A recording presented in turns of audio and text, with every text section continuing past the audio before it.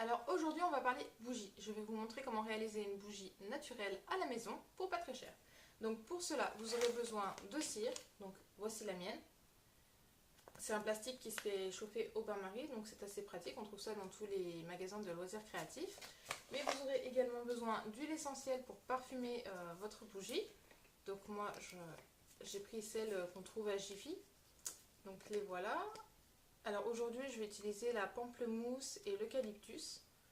Mais vous utilisez vraiment celle de votre choix, hein. Ça peut être coco, ça peut être citron, pourquoi pas de la citronnelle également pour faire fuir les moustiques. Vraiment à votre choix. Ce qui est cool là, c'est qu'on va pouvoir s'amuser et faire justement une bougie qui correspond à nos envies, aussi bien en termes de couleur qu'en termes de parfum. Et donc pour les plus coquettes, qui aiment bien tout ce qui brille comme moi, voici donc des petits pots de paillettes. Donc ça existe aussi en tube, hein. Donc vous pouvez en rajouter dans votre bougie si vous voulez qu'elle scintille. Ça peut être pas mal pour l'été ou pour les fêtes. De plus qu'à la fin ou pendant la réalisation du coup, je vais vous montrer une petite bougie bonus ou sur le principe de Jewel Candle où je vais vous montrer comment mettre des bijoux fantasy à l'intérieur pour faire un cadeau encore plus fun. Voilà. Donc maintenant on va parler des contenants. Alors pour les contenants, vous pouvez très bien utiliser des petites tasses comme ceci ou des grandes, hein, après tout, comme vous plaît. Et ce qui est sympa, c'est que quand vous allez l'offrir, donc la personne aura sa bougie et à la fin, elle pourra du coup avoir la tasse. Donc vous pouvez utiliser ceci ou alors carrément des gros pots en verre comme ça se fait de plus en plus. Donc pourquoi pas. Ou alors des toutes petites bougies, donc là ce serait plus pour en faire plusieurs différentes justement, donc comme les bougies chauffe-plat, mais sauf que là la caissette elle est vide. Donc voilà, donc dans les petites caissettes vides comme ça, vous pouvez en réaliser une dizaine différentes, quoi. Donc c'est plutôt sympa. Donc moi c'est une comme ça que je vais faire aujourd'hui. Pour cela vous aurez besoin du coup d'une mèche. Donc ça se vend comme ça, c'est des petits embouts métalliques pour que la mèche tienne droite quand la bougie fond, que la mèche se barre pas. Donc voilà, il y a un petit embout métallique et une mèche qui est déjà couverte de cire. Voilà. Et ensuite, sinon, vous pouvez, si vous ne voulez pas vous embêter avec la mèche et les produits métalliques, vous pouvez très bien réaliser des fondants. Donc, ce que vous savez, c'est les petits galets qui se posent sur les diffuseurs. Et comme ça, grâce à la bougie chauffe-plat, elles font. Et puis, c'est ça qui diffuse l'odeur. Donc, on va passer tout de suite à la réalisation. Alors, nous voilà dans la cuisine. Donc, ici, on a justement le sachet de cire qui est en train de chauffer dans la casserole. Et ici, j'ai préparé donc mon plan de travail avec tout ce que j'aurais besoin. Et je vais déjà préparer le petit bijou donc, que je vous avais dit à la fin. Donc pour cela, j'ai pris des petites bagues comme ceci. Donc je vais en prendre une. Donc ça c'est sympa si vous avez une amie qui a une fille. Et dans ce cas, vous offrez la bougie à votre amie. Et dès que la bougie est fondue, la fille va pouvoir ouvrir son petit aluminium et découvrir son bijou.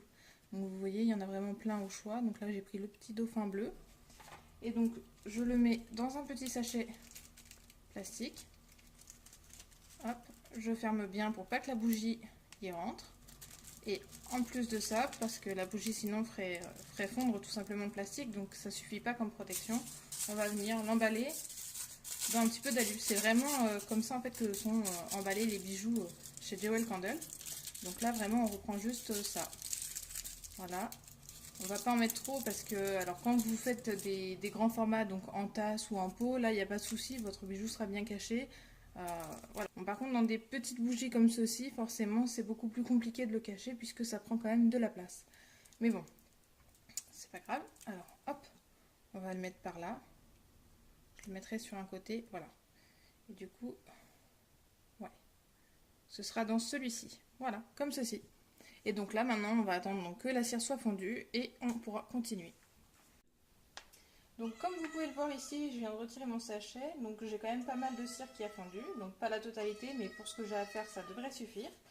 Et ici, donc j'ai décidé finalement de mettre le bijou pour enfants dans ce récipient-là, et j'ai sorti un plus gros récipient pour faire une grosse bougie du coup plutôt pour adultes avec ces bijoux-là. Donc ce sont des petites boucles d'oreilles en argent, et donc on va faire ça tout de suite. Donc je vais commencer par verser un peu de cire. Alors ça, c'est pas très précis par contre, donc je pense que je vais en mettre un petit peu partout. Comment je... Oui. Voilà. Hop. Ouh là là. Je tremble, je suis une vieille mamie. Donc voilà, je ne sais pas si vous pouvez voir qu'il est rempli. Donc je vais faire pareil ici. Hop. Alors je les mets sur le bord pour ne pas en mettre de partout. Donc voilà. Et maintenant dans le gros pot. C'est peut-être là que vous allez pouvoir... Alors je le pose pour essayer d'enlever ma main et que vous puissiez mieux voir. Hop. Et voilà, donc je pense qu'on voit bien. Donc hop, avant que ça fige, il va falloir que je vienne tout de suite faire donc mes mélanges. Donc dans celle-ci, je vais mettre des gouttes de pamplemousse.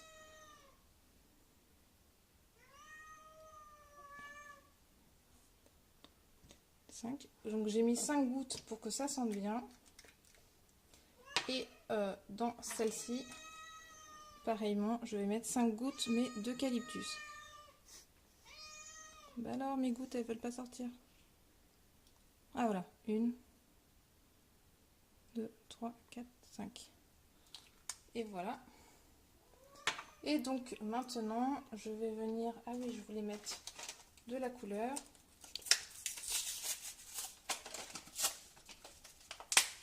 Alors, j'aurais dû ouvrir ça avant parce que vraiment ça peut figer très vite, mais si c'est figé, on pourra très bien le repasser donc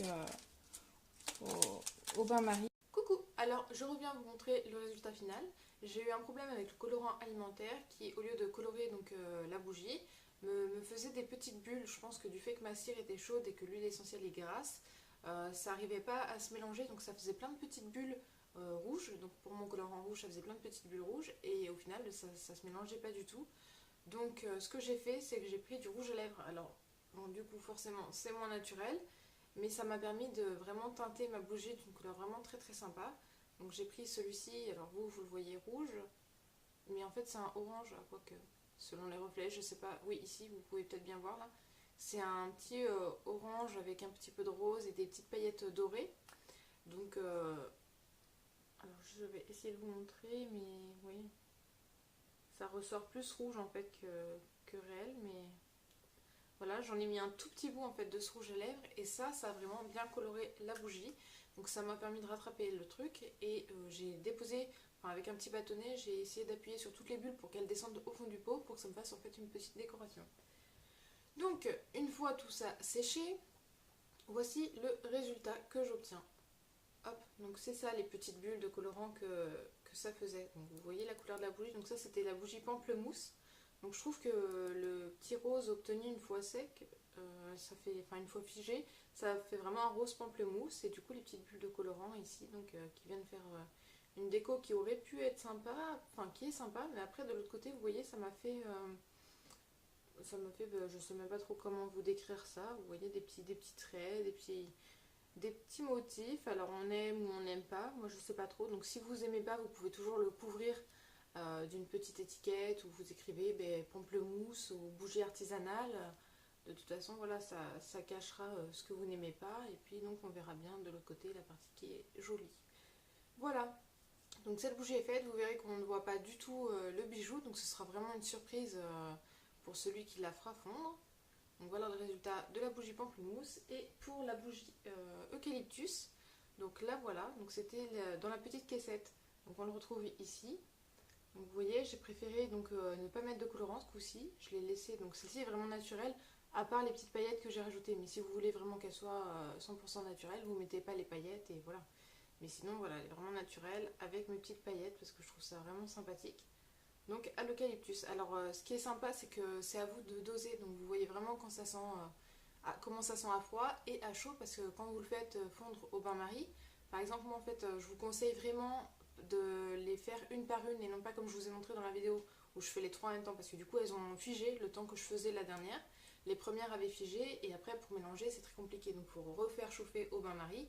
Donc je vais vous mettre une photo ici pour vous montrer comment j'ai fait pour ces petites là, parce que bien sûr on ne peut pas mettre ça dans la casserole sinon l'eau irait dedans et il ne faut pas que la cire entre en contact avec l'eau.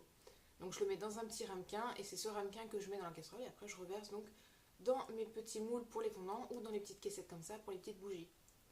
Quant au gros pot, lui ça pose pas de soucis, il suffit juste de le poser dans la casserole directement et de refaire fondre. Voilà. Pour éviter l'étang ou de refonte de la cire, le mieux c'est de les faire donc une par une, comme ça vous avez le temps de bien faire vos mélanges. Et donc quand vous sentez l'odeur à chaud, vous voyez si ça sent suffisamment pour vous ou s'il faut rajouter des gouttes d'huile essentielle. Moi c'est vrai que j'aime bien quand une bougie sent vraiment bon aussi à chaud, donc celle-ci je suis plutôt contente, voilà. Elle est vraiment très très belle et on voit pas du tout le bijou non plus, alors que je vous rappelle dans celle-ci il y a la petite bague pour enfants. Donc voilà, ça se voit pas, ça sent bon, donc je suis vraiment contente de ces petites là.